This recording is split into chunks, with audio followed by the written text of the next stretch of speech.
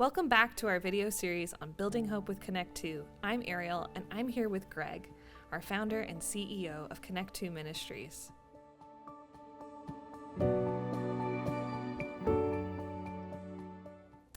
Greg, from 2009 to 2018, you took many teams every year. In fact, one year you took 32 teams.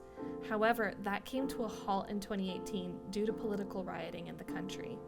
That was followed by the pandemic, and while travel restrictions were the main issue for getting teams to Haiti, there was still a lot of political turmoil going on in the background. What was it that led to the complete political breakdown, which is now still affecting the country today? Ever since we've been in Haiti, there has been this turmoil and there's been these power vacuums back and forth, but they were stable enough that we could take quite a few teams in, and that's been super helpful. And that's when we had most amount of our teams and we accomplished the most. But around 2018, after the election of President Moise, there began to be a lot more disturbance, and they were challenging his authority on a lot of things. And then he was assassinated in 2021. And right around that same time, we also had the pandemic. So that kind of threw a whole new wrench into things as far as power and as far as our protection and as far as our travel restrictions. So everything kind of ground down to a halt a little bit more. And that was really challenging for ministry because we weren't able to get in teams and we weren't able to get resources in. It even became a challenge for food.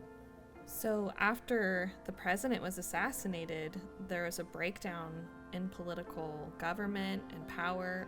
Who filled that void? Well, the gangs really took over from that point on. They saw that window that they could jump into, and there's been a couple of guys that stepped specifically up to that who started taking control. And so they eventually ended up taking over 80% of Port-au-Prince. They took over the airport, they took over the ports, and they've taken over the streets. And so effectively they are choking Port-au-Prince and made it an area that's not safe for anybody. And most of the ministries have left Port-au-Prince.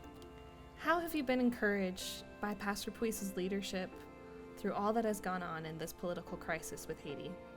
The amazing man, Pastor Puise, we have just been so encouraged by. He's still a young man, but we've seen incredible wisdom and great decisions on his part.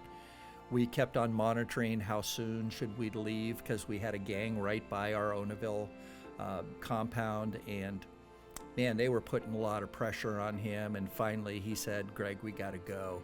So we gave the go-ahead to go, but in the meantime, we had found an old abandoned school that we could go to that was kind of inside the lines of the gangs. And so he's just done such a great job of shepherding the kids through this, because you can imagine 117 kids at that point are just pulling on you for emotionally. They're kind of lost, they're confused, and so just managing that amount of humanity is an amazing job, and he has been up to that and walked them through spiritually. We've had a lot of spiritual challenges as well, but he's been an amazing man, and we're so thankful for his leadership and how much he has really loved these kids through the process. Thank you so much for your prayers and support as you're watching the video series on Building Hope with Connect 2. We're so thankful for you and your support.